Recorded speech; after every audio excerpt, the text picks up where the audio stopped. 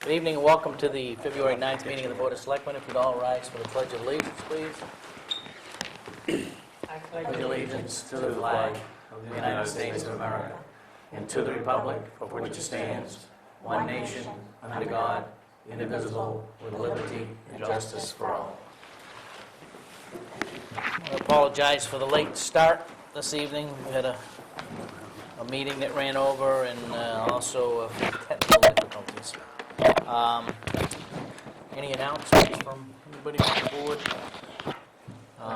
Yes. I went to the second meeting of the six-town RSU 57 group on Monday night to discuss what the potential impact of the school budget is going to be to municipal budgets. The long and the short of it is no decision came out of that. We're going to meet again next Monday. We have asked the superintendent and the finance director at the school to prepare a couple of more scenarios that we want to look at to see exactly where we may, on what type of budget the town could support. And it ranges from no increase to an increase of as much as 10% to the local budget. And that's if it's 0.5% or 0% on the part of the school department. But that's still up in the air.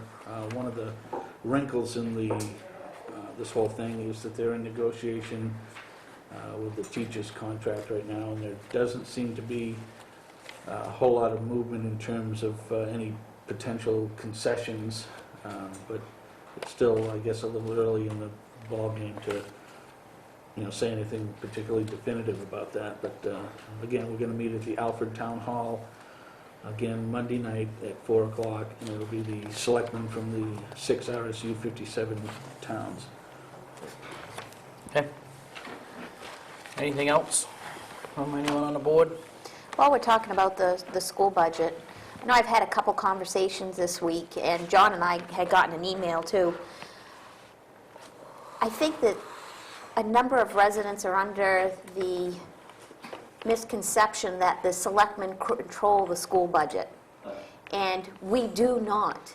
The selectmen, while certainly we appreciate the school taking our suggestions into consideration, it's actually the people, the residents of the districts that make up RSU 57 that have control of the school budget. And it's going to be incumbent on them to be informed of what's going on, attend the vote for the school budget, and have your voice heard. It is not the selectmen that vote on the school budget. It is the people. Yes, and before that, it's the school board, and a member from each town is on the finance committee. So you can get, if you're interested earlier in the process, you can get in touch with your school board members and find out which one is on the finance committee and talk with that person. That gives you earlier input. Okay, anything else? All right, we have a 6 o'clock appointment. A little late, Tom, so I guess we'll skip you tonight. No. Go ahead. Jerry's saying, I had a 6:15, so he should be able to go first.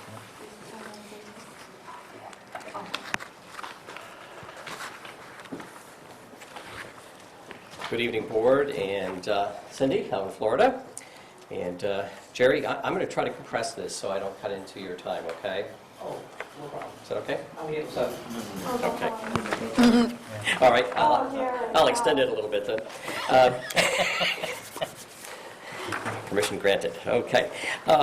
First, I want to thank the board and the town administrator for starting the beginning of a series of conversations about our comprehensive plan. And more, it's starting to surface with our planning board, our economic development committee, and certainly in the work that I'm doing for the community, I'm recognizing more and more that the time has come to update the comprehensive plan.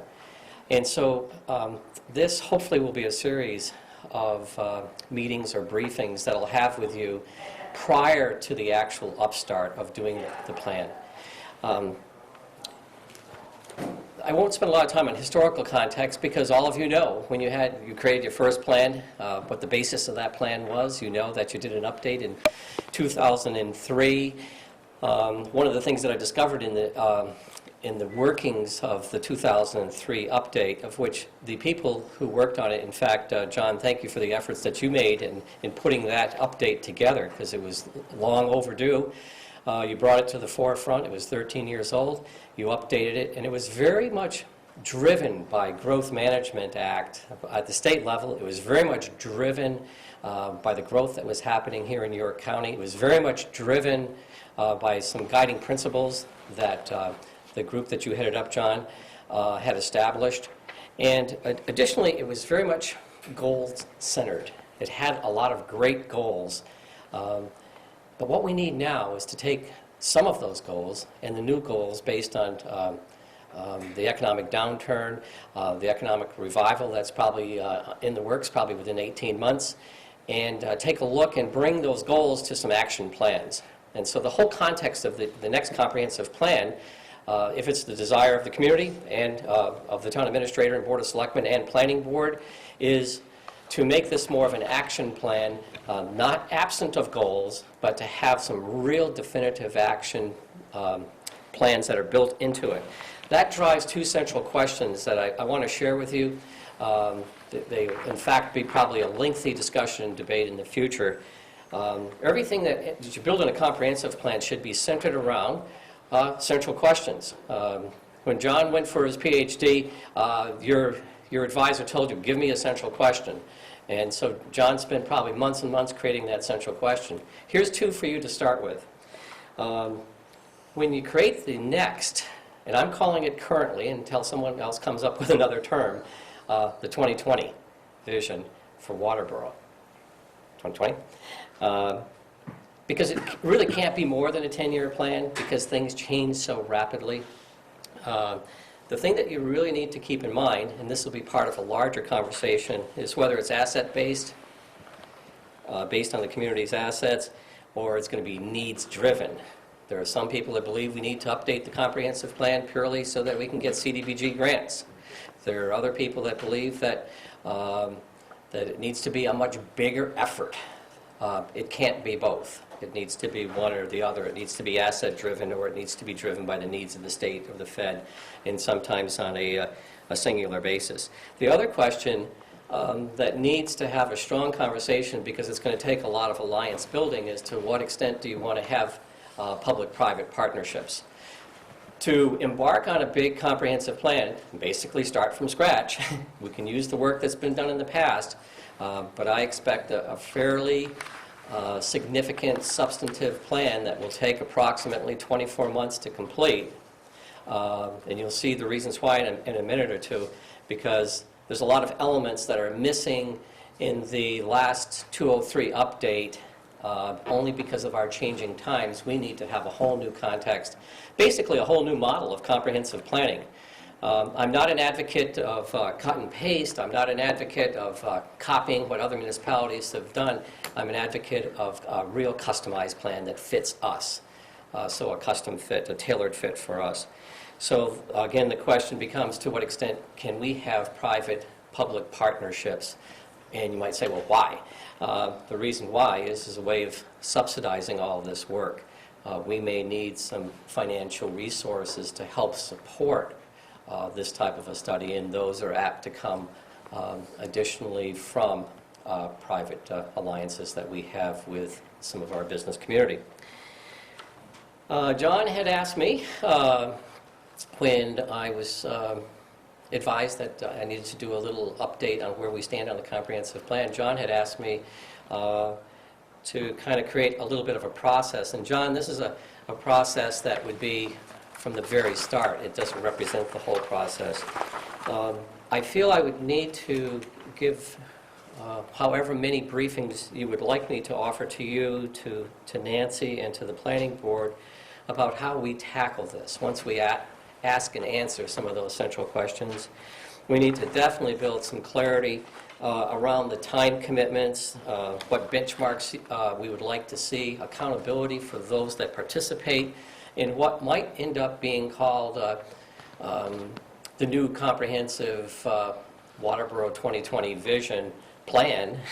The board needs to be very diligent as to who those participants are, because it's going to be an immense amount of energy and work.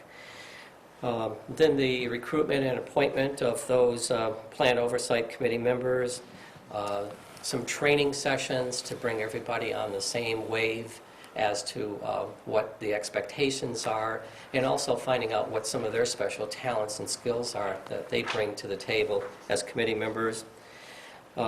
So initiate some training sessions, which we can do in-house, we can do those internally. There's no cost to the community. It's something that I can do for the board and the community at large. And then, as you've done in the past, some facilitated visioning sessions that bring out as many community ideas as we possibly can get. That would be done in a series of visioning sessions that would all be consolidated, brought back to the planning board and to the Board of Selectmen. And then we would determine our priorities of how we package the plan. And on the second page, very briefly, I'll just take one quick minute. This was something that I had passed out to the planning board and other boards in the community as to tackling the master plan. And you'll see that there's 6 new chapters, if you will, that I would suggest or highly recommend that the town of Waterboro have. And if I may, I'll just take one of them. There's a goal in the 2003 plan that says we have 5 villages and we should do some village planning. That's it. That's all it has. What we need is a whole chapter, and I have a vehicle for doing almost a master plan within a master plan just for village planning. Okay, having gone through that exercise with a couple other communities, I have the model already created as to how we can create one or more villages as models within the comprehensive plan. So what I'm hoping is that the Board of Selectmen, the Planning Board, and any other people who are listening in tonight will fill out this page 2. And basically that speaks to the need to update a chapter or the need not to update a chapter. What that does is that gives us sort of a ground zero approach to how people feel about the 2003 plan. If asked, what do I think needs to be updated in your, where you see your master plan elements and then the need to update the whole new chapter, that whole column would be filled. So I can tell you in advance where I see the needs being. And so I would hope that all of you would take a little bit of time and then just pass back this sheet. I'm going to share this with the planning board so that they also can be on the same track and give that feedback. And lastly, I'm immensely excited about doing this for you in the community. This is what planners do. And I think that we can do a goodly amount of this in-house. However, there will be a need until we get our GIS system up and running to probably contract out certain elements of this. But the goodly amount of this can be done within the community with good volunteerism and the right people sitting on that committee that you appoint. So, John, does that look like a good starting process? Yeah, I guess I'd go to you, ask you right here, is it looks like the first step is in clarifying responsibilities, et cetera. Who does this? Do you see you, the planning board, and the Board of Selectmen, or you and the Board of Selectmen, Nancy, et cetera? Who? It looks like this is something that we could get started first. Who should be doing that? John, I think... And could it be done in a workshop or a couple of workshops? The building clarity for responsibilities, time commitments, benchmarks, accountability, and completion timelines for future members of that committee. Because the board is so involved with the budget process and many other things, if you'd like me to scratch up some skeleton ideas and then you can put some meat on it, that would become the sort of the basis for encouraging people and recruiting people to this committee. It's a huge time commitment, and committee members need to recognize that when you make the commitment, you've got to be at the meetings, because this is just too important for the community not to make that commitment. So the answer, short answer, John, is that I can scratch up something for you, or the board can, in a workshop, just pull some of your ideas together and we can share them. Well, I guess, if you can, if we can, you or us, we can come up and define the job to be done by the new committee, and the scope, length of the job, commitment, things to get done, et cetera, and say, then you can say, okay, how many people do you want on the committee? Are they appointed? How are they done? That looks like it needs to be done. Either you can scratch up your ideas on that and bring it to us. Do we get the planning board involved in that at that level, or do you wait? So, to get this done in 24 months, you got to start. You got to start now. I think you want to get started on it. I think we want to get started on it. So it sounds like that first definition is to get that information, and then once you get the committee members, now it's off and running. But what do we need to do before we get the committee members? And can we do that in the next couple of months? Better yet, we can do it in the next couple of weeks. What I'll do is, if the board wishes, by next week, I'll have a draft, not necessarily for conversation, but just for you to read and digest, of those points: responsibilities, commitments, benchmarks, accountability, and sort of a rough guess timeline.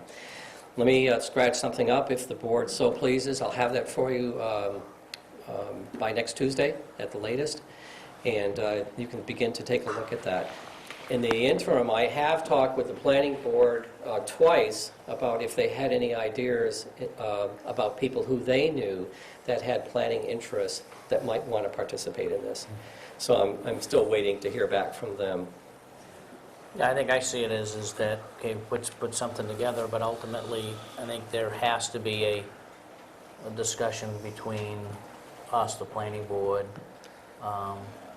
Nancy, whatever staff we want to bring in, that says, okay, we're going to embark on this, or we're not going to embark on this. And I think we really don't have a choice, but I think that ultimately, I think everybody's got to buy in, whether that's somewhat forced or whatever, but we can't do it if it's just, one phase of the community saying, oh, we need to go fix this. I think it's got to be all the stakeholders got to buy in. Absolutely. You have basically two options, to pursue or not to pursue. If you pursue doing this whole thing, we have to follow multiple steps. Your only other fallback plan is if you don't do it, then I'll start tackling a chapter at a time and then filtering it through the planning board, and the planning board will filter it to you. That will take multiple years to do it that way, because this really needs to be a team community effort. So those are your two options. I see this first piece right here is probably the most important.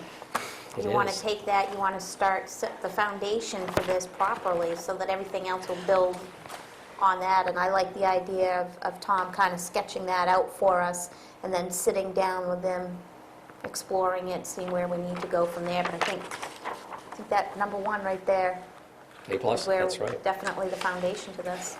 It is. You start right, you'll end right. And I think we're going to need a little time. I think Tom sketches this out. We're going to need a little time to discuss it, and then say, okay, where are we? We're ready to go, or we send Tom back for more information. Yep. Right. Okay. Does that sound like a good Sounds like approach? a plan.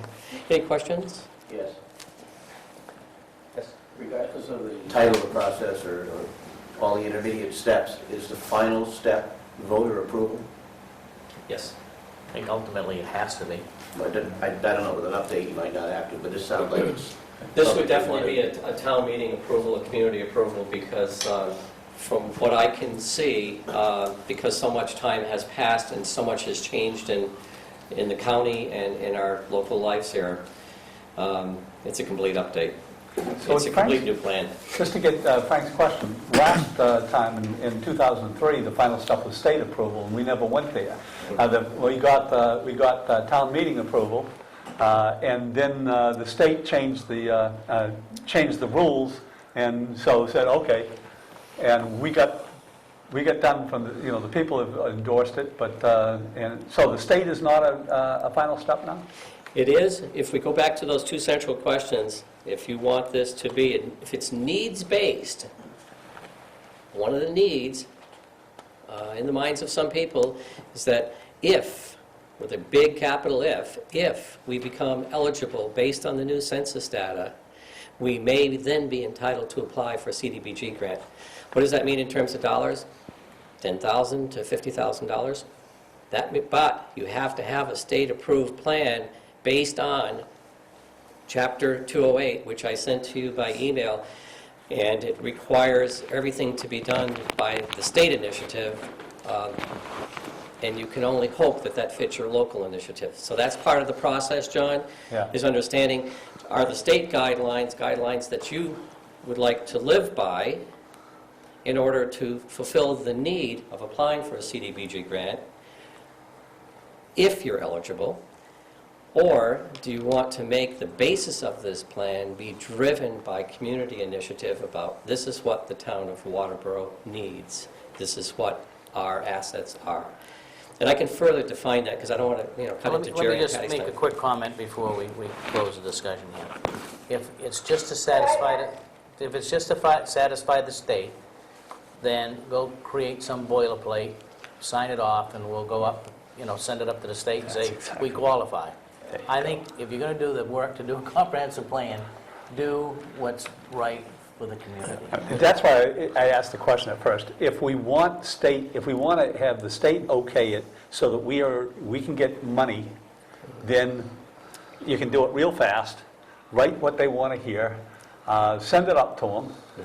If we did it like we did before, where it took the community, but then the state made it so noxious that the community wasn't willing to support what the state wanted, so there it ended. The community supported, the state didn't, and it was...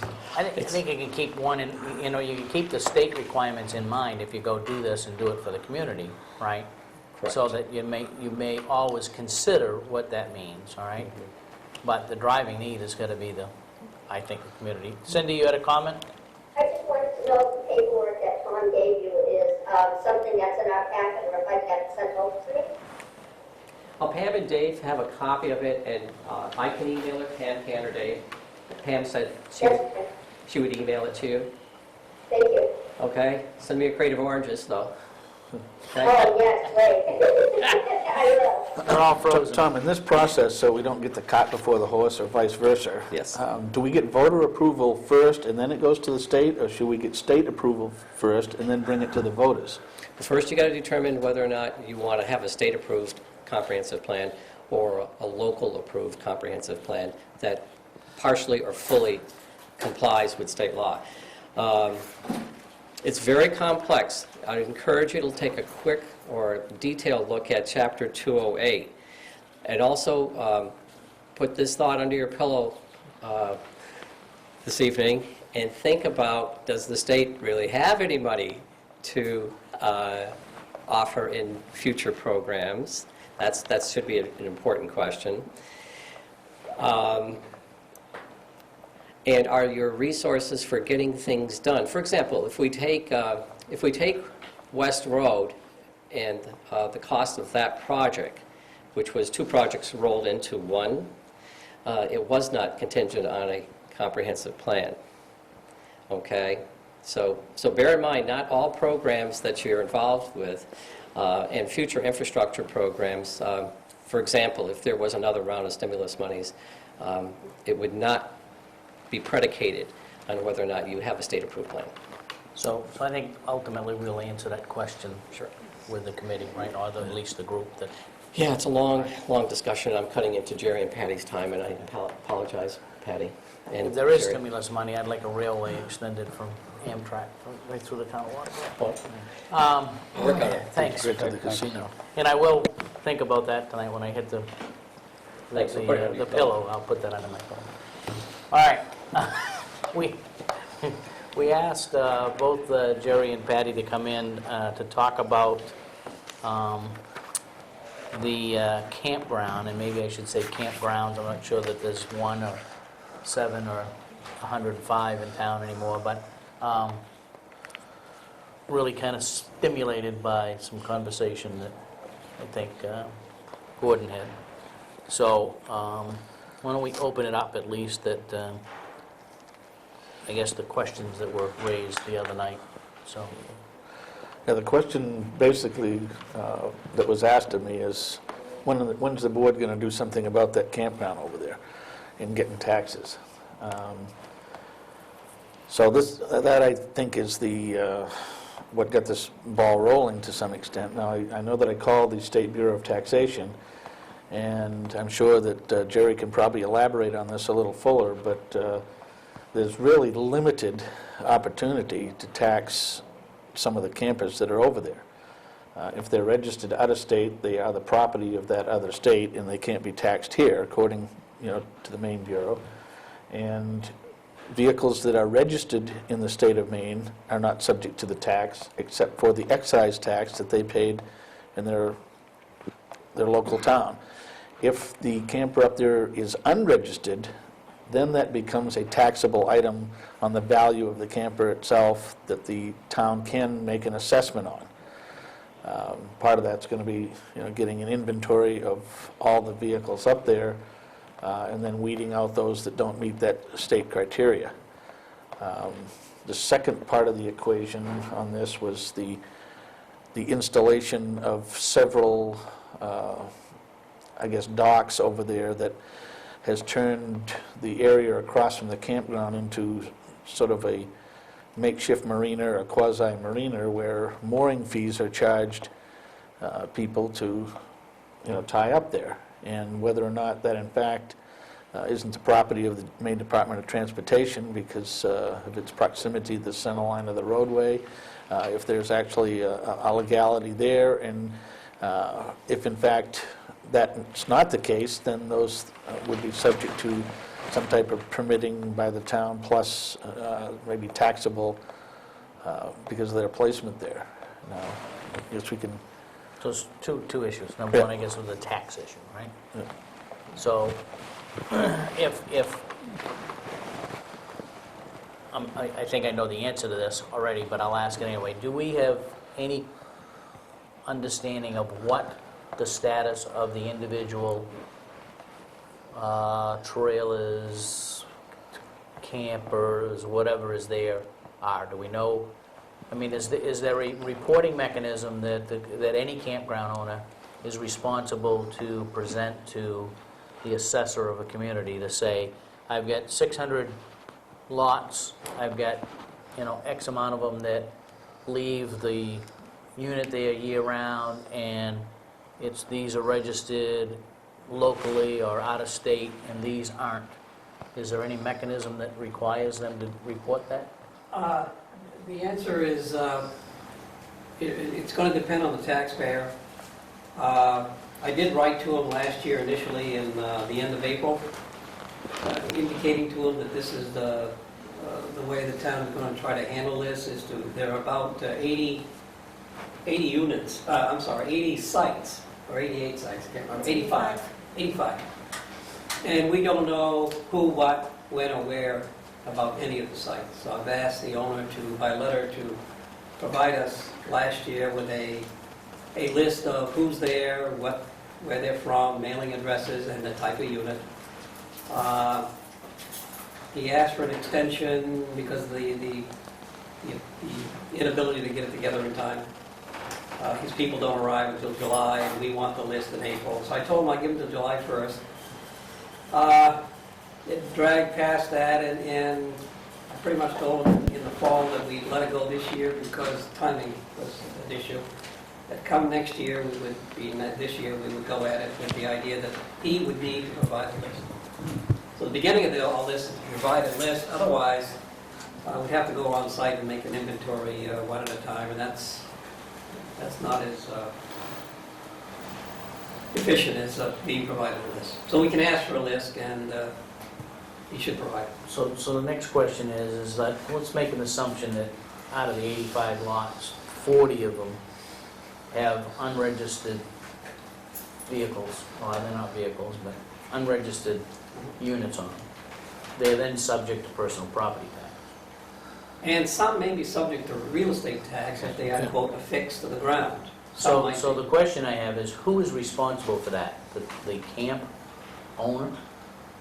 I mean, I can't imagine that we would then solicit, well, who is leasing lot number 2, or 6, or 9?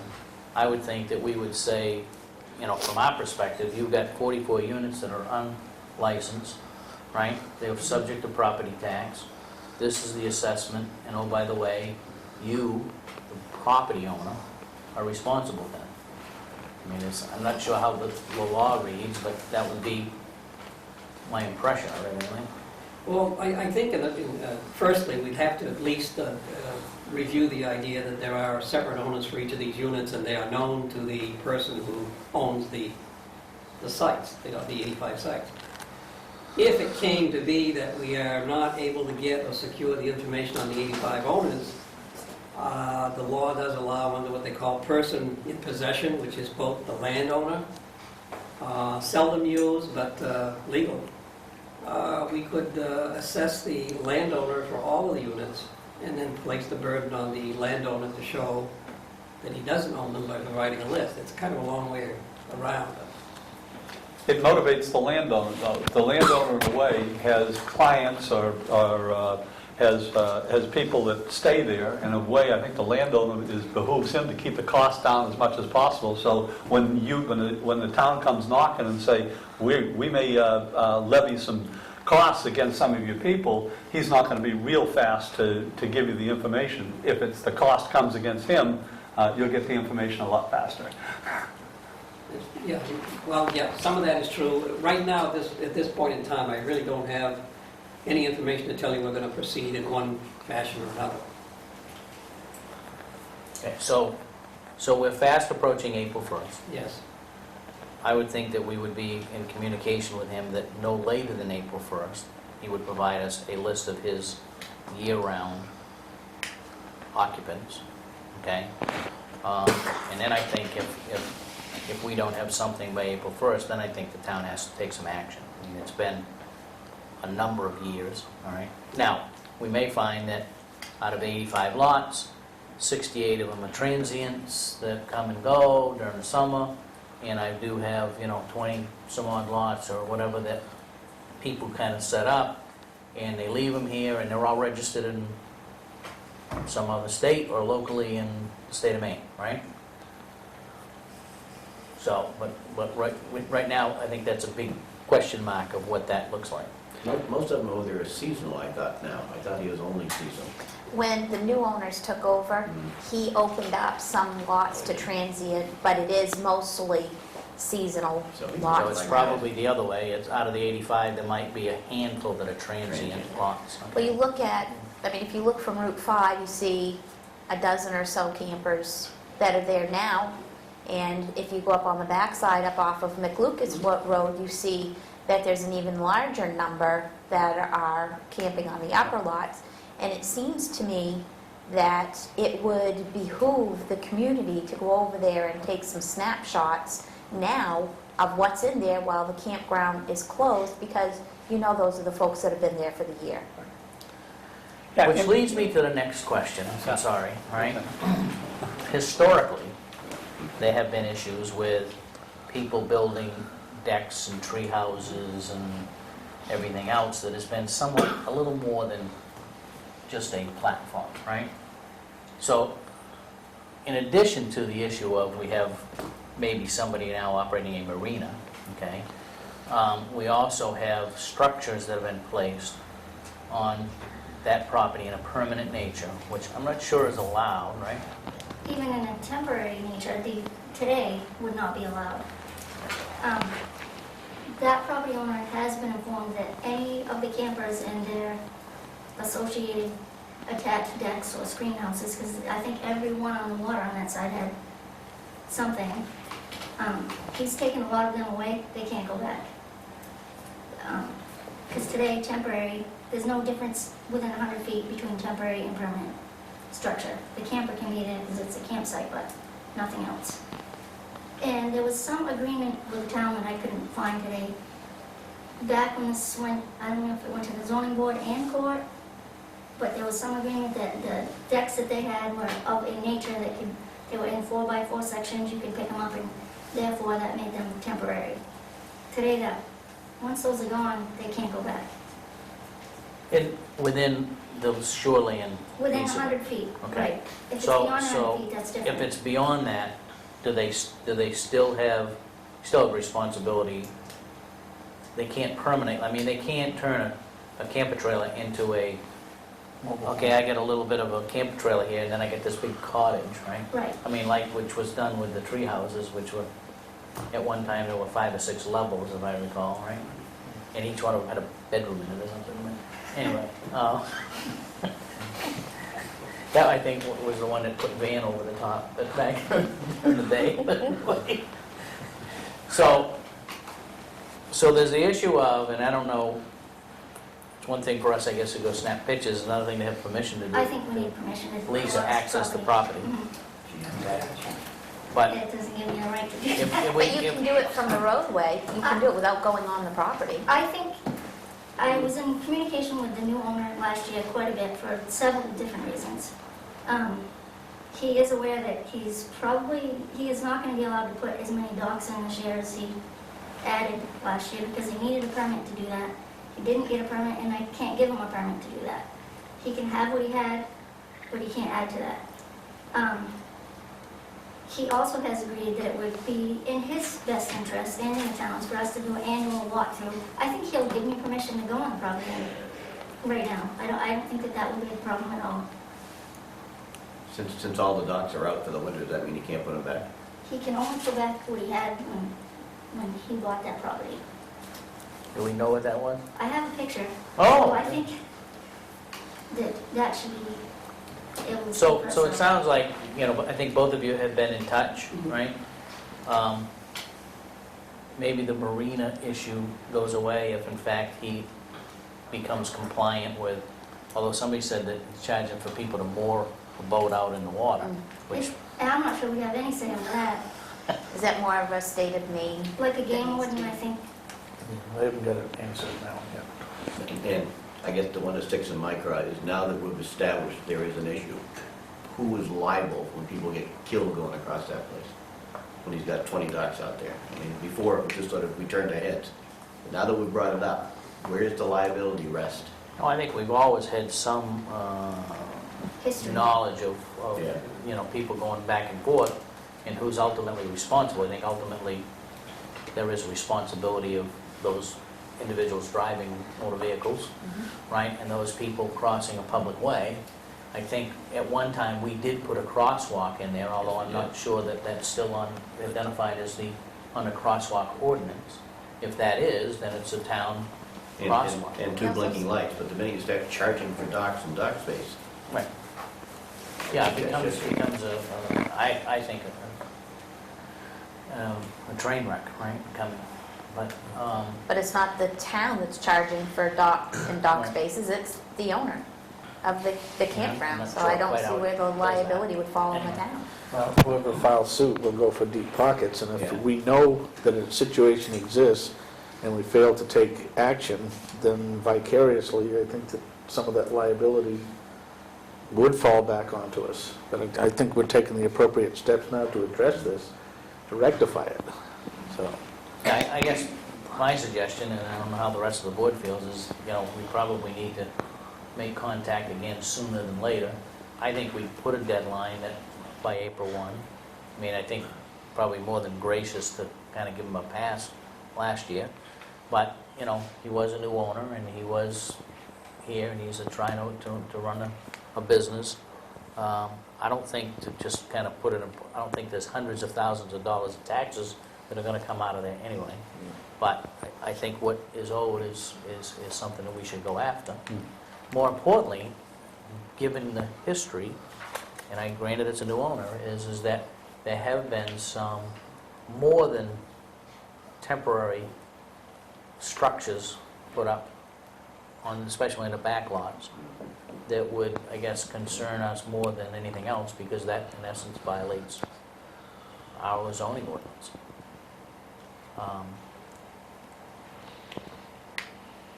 So I think, you know, it sounds like you both have had a dialogue with him, and maybe we can exercise that fact that he is at least talking with the two of them to see if we can go on and find out what's there. Because certainly some stuff, and I know in some other communities you see when they store campers and whatnot through the winter months, but they're all moved. Yep. They're all consolidated in one area and whatnot, so they're not quote-unquote permanently affixed somewhere. And I think different municipalities probably have different laws, but I think, you know, we need to address what's... For follow-up here, I think we need to maybe put it on our agenda that we get a report back on this after the 1st of April, and then so we know it doesn't get lost. Yeah, I guess that's, you know, we're a couple months away from that, right?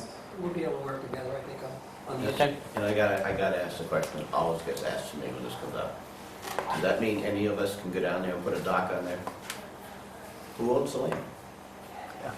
Not the town of Waterboro on the water, so it's not for us to say what my opinion would be.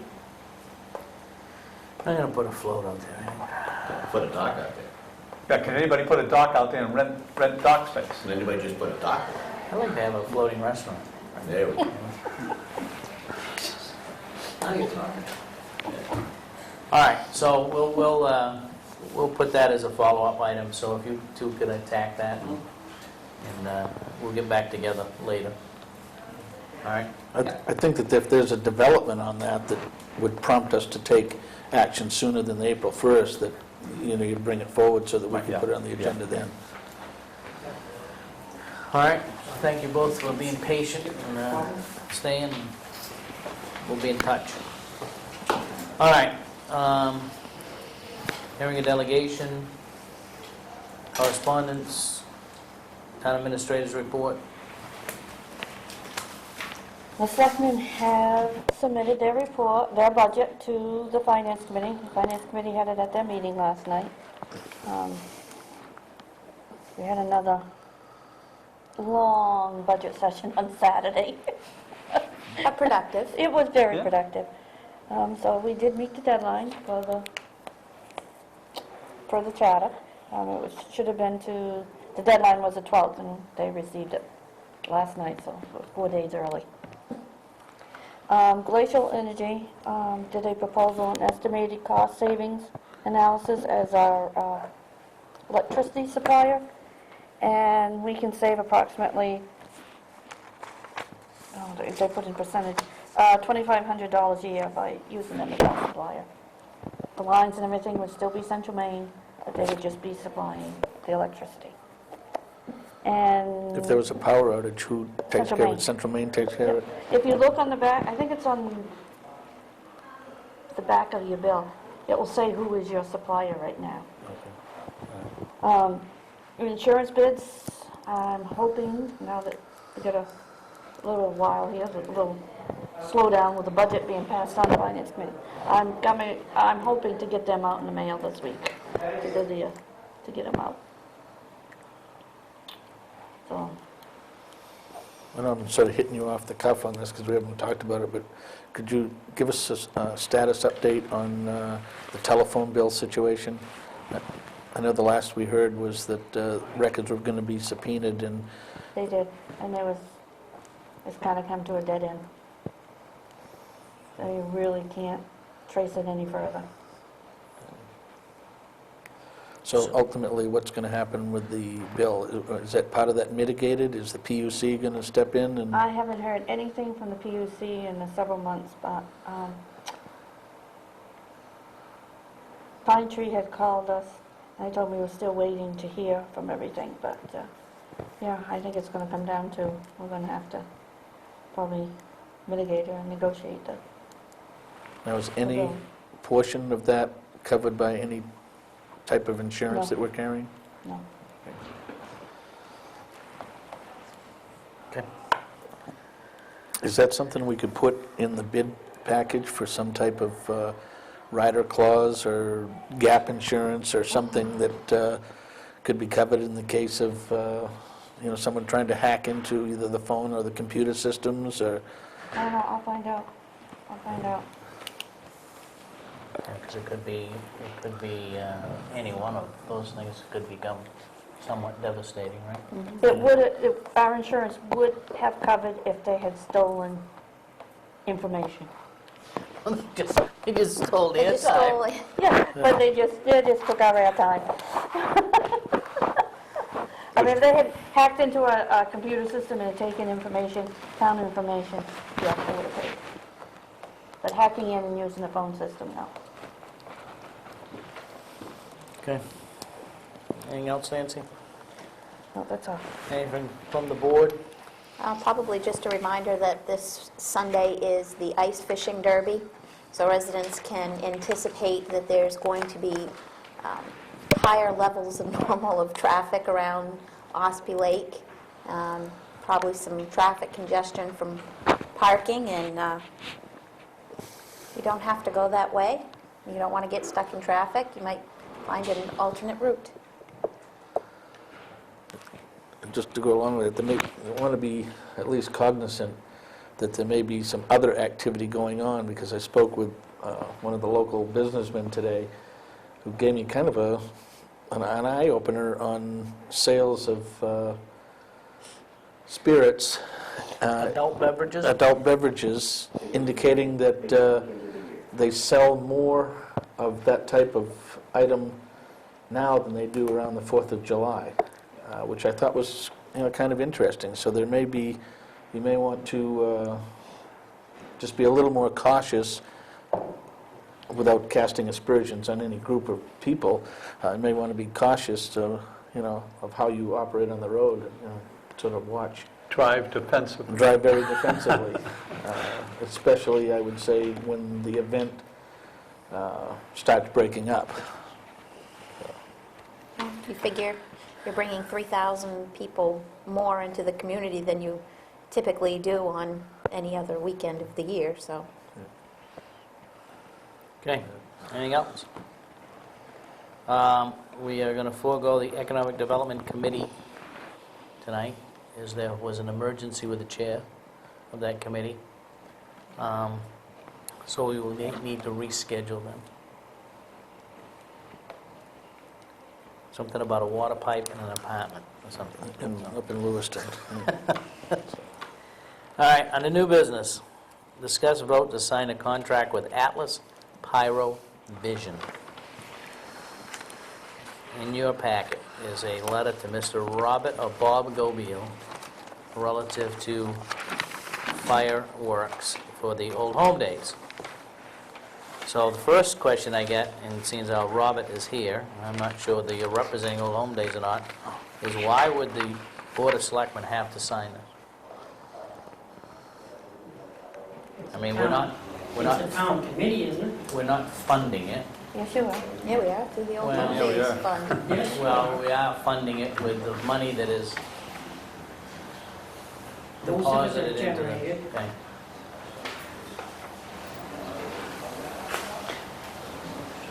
That's the town committee. Well, it is a town committee, I don't disagree with that, but why It's does it... always been signed for the last 24 years by the selectmen that I know of. I think the town administrator should sign it. That's why you I said to give it to the selectmen. She got smart, she said, send it to you. Chair of the committee. Oh, the chairman of the committee. Somebody other than me. Oh, we'll send it to Cindy. Hi, Cindy. Hi, how you doing? And I know we've done it in the past. The only way that you would get out of not signing it is not have a town committee and the town not handle any of the money. Okay, so what's your pleasure? Make a motion to sign the contract with Atlas. I'll second it. Discussion? so that everyone knows that the funds are not coming from any taxation, they're coming from a fund, residual funds from the Old Home Days Committee. So the $8,500 this year? Isn't it? I'll take that back, 91. 91.41. Oh, yeah, for the permit. That's the permit and miscellaneous, The one- $500. Yeah, the one question I have on there, on the contract, they have that the fireworks are going to be at the M.R.S.A High School. Right. At our last meeting, there was an understanding that there had been approval for the middle school. Now, has that changed? Yes, we're gonna have it at the same place because we don't have all the equipment to go to the new place at the middle school. Because we need water, we need electricity, and by summertime, we wouldn't be able to put it in there. Because we've got to get a permit from, I believe, from the superintendent, wouldn't it be? Because Well, you gotta have it for the Mass Basic High School grounds too, but, yeah, That's already there. I'm waiting for that, geez, they haven't sent it back yet. I put it in there so a this couple weeks ago. ultimately, I think, starts the process. It ties them into the weekend, right? For Right. that Oh, day. yes, yeah. They go get the permit from the state, all that. I just want to sign a contract for one location and have it be another No, location. no, but, no, it's the same location. All I right. mean, we did get approval from the fireworks and fire marshal to have it there at the new middle school. But I mean, we didn't get permission from the school yet. So there are the logistical issues that weren't overcome in time. All right, any more discussion? All those in favor? Opposed? All right, I'll sign it under duress. No old business. Other, warrants and bills for payroll. So moved. Second. All those in favor? Opposed? Discuss, vote, sign minutes of 1:26 and 2:02. So moved. Second. All those in favor? Opposed? Pending decisions, committee involvement, training proposal, staff training. Under committee involvement, Yeah, you were going to draft a letter to the planning board Yeah. regarding them not participating in the committee report a couple weeks ago. yeah. I didn't do that yet. I will put it on my list of things to do this week. Pam already kind of poked me in the eye on it. Oh, I didn't talk to Pam, she didn't put me up. Item 4 I'd like to add, and that's the transfer station recommendations to the board. We have an action there. That's right. At some point. Also, the comprehensive plan, I think, should go on there. Under pending decisions. Yep. Okay? Any actions from tonight? Other than I got to sign this fireworks thing. And do the letter to the, And a letter to Planning the board. planning board, okay. Discussion of agenda items. Who we got teed up next week? Anything? All right. No, you Plug up. committee appointment for... Plug a 5:30 executive session in for personnel issues, same thing that was here tonight. The Eco Maine alternate rep, that's the one you were just talking about? Yeah. Okay. I know Chris Bennett said he'd like to come in next week. Who And is do up the, next week? Library? Library. If we don't have much of an agenda, maybe we could fit both of them in. Yep, that would get us caught up, right? Anything else? I will not be here next week, so going to need everybody to get Oh, here it's on gonna- time, or the gonna get bill, back. or the meeting It's gonna be doesn't... just like old times. No, just 3 members, You a said- 3-big board. a so take 3-person. advantage of it, folks, get work done. Okay, Well, Cindy will be with us ex parte. I think. yeah. Here. Can't vote. Sorry. Gonna ramrod a lot of stuff through next week. We better fill this agenda up fast. Well, would it be too soon to find an answer on regarding the insurance, whether or not that could be covered? We could put that on. Yeah, I Well, can she's gonna go out for the bids anyway. Yeah, but I'm wondering whether or not it's something we can put in the bid package, if it's Yeah, I'll coverable. I'll find out tomorrow when I call. Okay. You might want to start scheduling more committees because we're running to the end of Yep. our list.